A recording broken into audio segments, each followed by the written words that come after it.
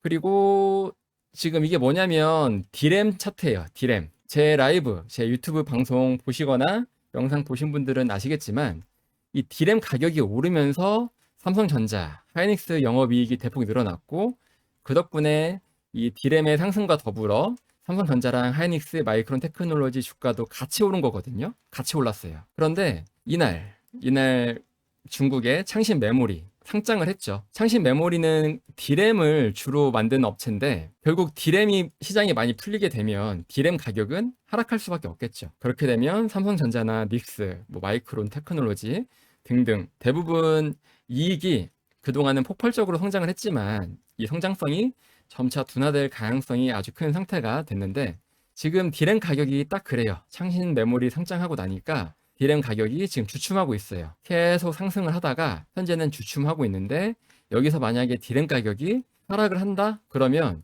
이것은 삼성전자나 하이닉스에게 엄청난 악재가 될 것이고요. 그렇게 되면 우리나라 코스피 역시 크게 무너질 가능성이 아주 큰 상태라고 할 수 있습니다. 일단 디램 가격도 지금 이러고 있고요. 그리고 중요한 게 뭐냐면 결국은 우리가 매크로를 보는 게 금리잖아요. 금리를 보기 때문에 매크로를 보는 건데요. 시장의 방향을 좌지우지하는 것은 결국 금리입니다. 금리가 인상을 되느냐, 금리가 인하가 되느냐. 그래서 금리를 보려고 실업률을 본다든지 아니면 CPI, PPI 그런 여러 가지 그 지표들을 본다든지 이렇게 보는 이유가 뭐예요? 결국은 하나같이 다 금리의 방향을 알아보기 위해서 보는 거잖아요. 결국 금리가 인상되면 시장의 유동성이 은행으로 흡수되기 때문에 증시나 암호화폐 유동성이 사라지면서 주가는 하락할 가능성이 큰 거고 금리가 반대로 인하가 되면 저축으로 갈 돈들이 시장으로 풀리면서 결국은 이것을 주가를 올리려면 유동성이 필요한 거니까 유동성이 몰리면서 증시가 살아날 수가 있는 건데 지금 이게 뭐냐면 미국 10년물 국채 금리입니다. 금리의 방향을 가장 빠르게 반영하는 지표 중에 하나라고 할 수 있는데 이 10년물 국채 금리가 지금 계속 오르고 있어요. 이 말은 향후 그 연준의 스탠스가 금리 인상 방향으로 무조건 갈 것이다 라는 것을 예고하고 있는 거거든요. 국제 금리가 오른다는 것은 좋은 신호가 아니에요. 그래서 이 금리 인상으로 인해서 시장의 하방 압력 더욱더 거세질 가능성도 아주 큰 상태입니다. 다시 차트로 돌아와서요. 일단 종목 차트를 볼게요. 그 대형주들을 보면요. 일단 지수가 살아나려면 대형주가 살아나야 지수가 살아나는 건데 SK 하이닉스 상한가를 갔었죠. 하지만 지금 보면 여전히 하락 추세예요. 이 하락 추세를 이겨내지 못하고 있어요. 물론 상한가가 최대니까 여기서 더 오를 수가 없으니까 딱 여기서 걸친 모습인데 지금 위치가 절묘합니다. 딱 그 저항선 위치고요. 그리고 추세선에 딱 걸치고 있어요. 그런데 문제는 제가 아까 말했듯이 월요일 개장을 하면요. 하이닉스 주가는 크게 제 생각에는 약 4% 이상 나올 것 같은데 어쨌든 조정이 나올 가능성이 크고요. 그리고 SK 스퀘어 역시 하락 추세선을 이겨내지 못하고 있어요. 딱 걸쳤죠. 하락 추세선에 걸쳤고 특히 이 추세를 전환하려면요. 이탈한 지지선 이런 데는 이탈하게 되면 저항선으로 바뀌는데 이런 저항선, 의미 있는 저항선을 다시 돌파를 해줘야 돼요. 그래야 추세가 전환되었다라는 그런 신호가 나올 수 있는데 여전히 SK 스퀘어 하락 추세선 이어지고 있고 SK 스퀘어도 다음 주 월요일 증시 개장하면 하락할 가능성이 큰 상태입니다. 그나마 삼성전자가 하락 추세선을 뭔가 깨고 올라오는 그런 모습을 연출을 했는데 그래도 마찬가지예요. 일단 이날 거래량도 좋았고 이 하락 추세선 깨고 올라왔지만 중요한 건 뭐냐면요. 정고점을 일단은 다시 갱신을 해야 돼요. 하락 추세선을 깨고 올라오는 것도 좋지만 이 추세를 다시 이어서 반등을 시도하면서 정고점을 갱신을 해야 그래야 추세가 전환되었다라고 할 수가 있는데 여전히 정고점에서는 아직 한참 못 미치는 그런 위치에 삼성전자가 있습니다. 그리고 원래 주가가 하락하다가 레오폴드 같이 어떤 헤지펀드의 그 쇼커버링 같은 이슈로 잠깐의 반등은 할 수가 있어요. 그런데 그건 정말 말 그대로 잠깐의 반등에 불과하지 여전히 매도 물량이 강하다고 하면 이거 그대로 또 무너질 수가 있습니다. 지금 대부분의 대형주들도 다 무너지고 있죠. 현대차 같은 경우도 6월 2일 고점을 찍고요. 이날 젠슨황 방문 모멘텀이 사라지면서 지금 어마어마하게 하락하고 있습니다.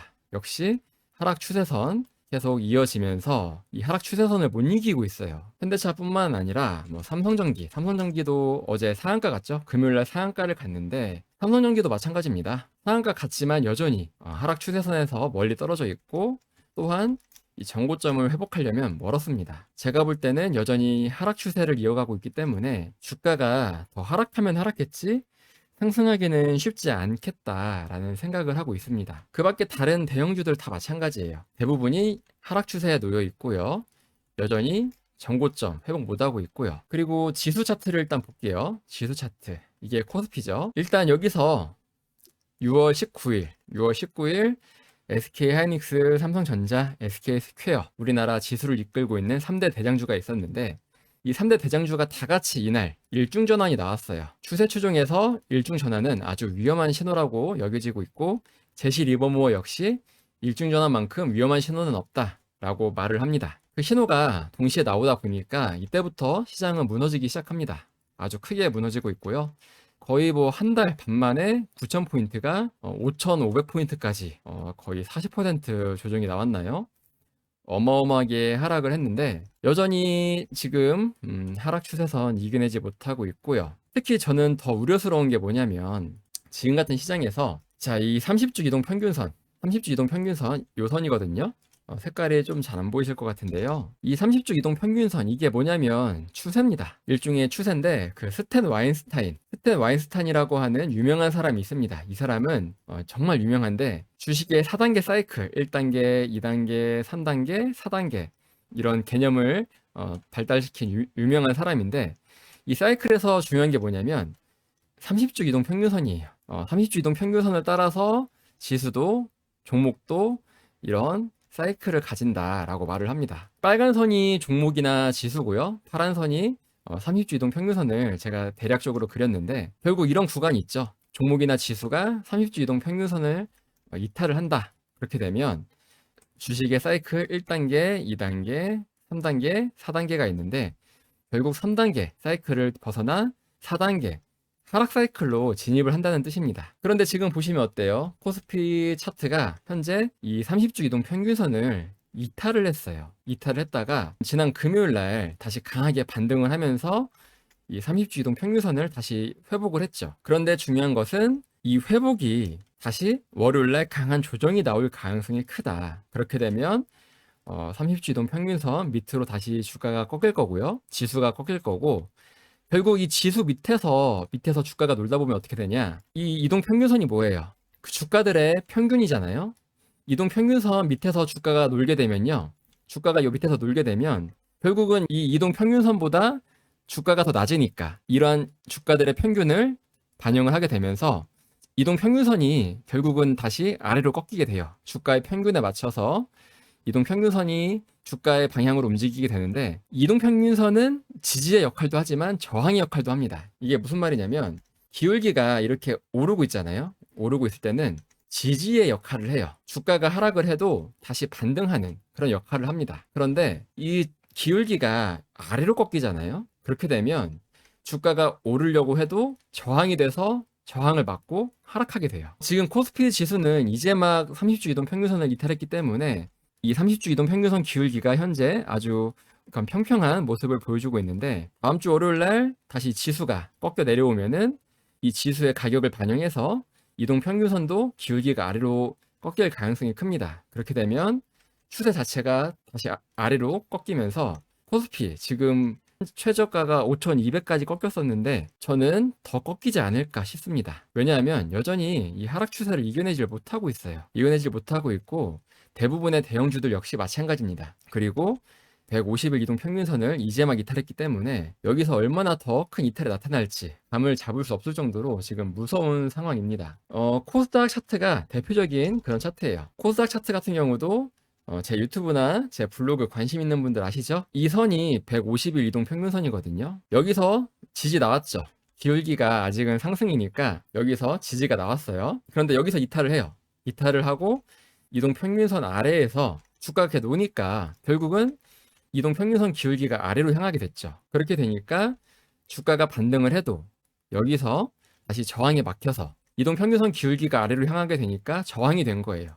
저항선에 막혀서 주가가 쭉 흘러내리고 있고요.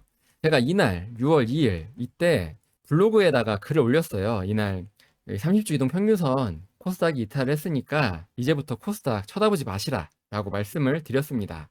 이때부터 코스닥 어마어마하게 떨어졌고, 결국 코스닥의 대표주 바이오도 있고 또 로봇 또 뭐 2차전지, 얘네들이 코스닥의 시총을 대부분을 차지하는 상위 섹터인데, 얘네들이 지금 어마무시하게 떨어지고 있습니다. 결국 지수를 이기는 종목은 없다고 보셔야 돼요. 결국 이 지수가 무너지기 시작하니까 코스닥을 이루고 있던 대부분의 종목들 하락하고 있고, 아마 많은 사람들이 이런 구간에서 이제 바닥이다 라면서 매수하는 분들이 많을 거예요. 왜냐하면 이 전저점이죠. 전저점 부근에서 그런 지지하는 모습들 나와주고 하니까 이제 바닥인가 보다 하고서 매수하는 분들이 많은데, 우리는 이런 바닥을 맞추려고 하면 안 돼요. 왜냐하면 바닥인 줄 알았더니 지하가 기다리고 있을 수 있거든요.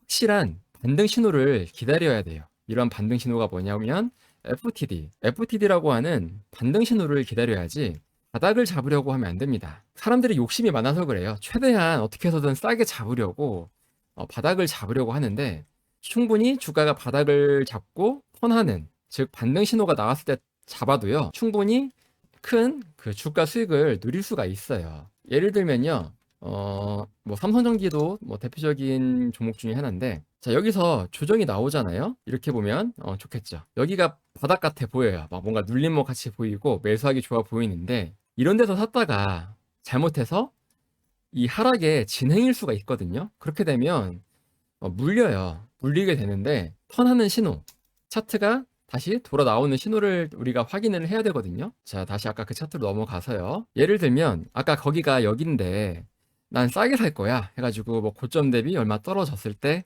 여기서 사가지고 수익을 최대한 노려야지 라는 게 아니라, 이게 하락의 시작일 수도 있는 거예요. 어떻게 될지 모르는데 여기서 사는 것은 수학적으로 확률이 되게 낮은 자리입니다. 오히려 바닥을 짚고 다시 상승을 하고 정고점 물량 흡수해주고 다시 한 번 더 조정 주고 돌파하는 요런 자리 있죠. 요런 캔들에서 사도 물론 이때 산 거보다는 수익은 더 낮을 수 있지만 훨씬 더 안전하고, 그리고 어차피 주가가 한번 상승하기 시작하면 어마어마하게 오를 수가 있잖아요.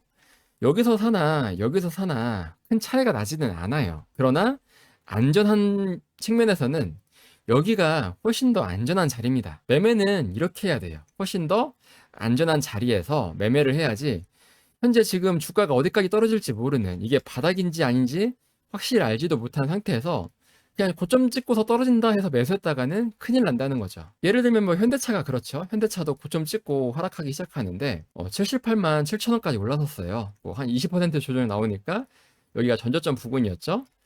이제 여기가 바닥이야 라고 매수를 했는데 보이지 않는 지하가 기다리고 있던 거죠. 이때 매수했으면 이때가 거의 58만 원, 지금이 38만 원, 어마어마한 하락을 견뎌야 합니다. 지금도 마찬가지예요. 지금도 고점 대비 엄청난 하락이 나왔지만 여전히 바닥이 아닐 수 있습니다. 여전히 하락 추세선. 현대차 같은 경우는 딱 정확히 맞고 내려왔네요. 지금 그거 보니까 여기 피레침 달렸죠. 하락 추세선에서 딱 걸쳐서 지금 저항 맞고 내려온 거거든요. 현대차도 역시 여전히 이 하락 추세선, 고점과 저점을 계속 낮추면서 주가가 내려가고 있는 그런 과정이 있고요. 그러니까 지금 제가 무슨 말씀을 드리냐면요. 지금 코스피가 지난 금요일 이날 하루짜리일지 아닐지는 몰라도 어쨌든 강한 반등이 나왔어요. 강한 반등이 나왔지만 여전히 하락 추세를 크게 벗어나지 못했어요. 그리고 여전히 이 정고점을 회복하지도 못했고요. 우리는요, 이러한 반등 신호, 충분히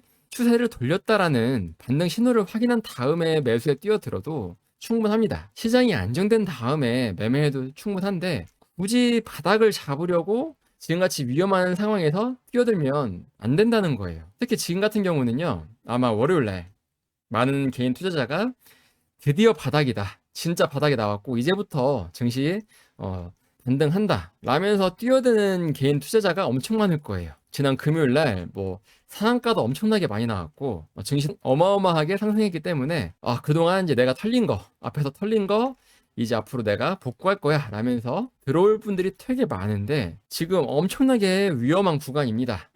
올투 채널을 구독해 주시면 각종 주식 투자 정보를 빠르게 접하실 수 있습니다. 이상 올바른 투자를 지향하는 올투였습니다. 여러분의 올바른 투자를 기원합니다. 올투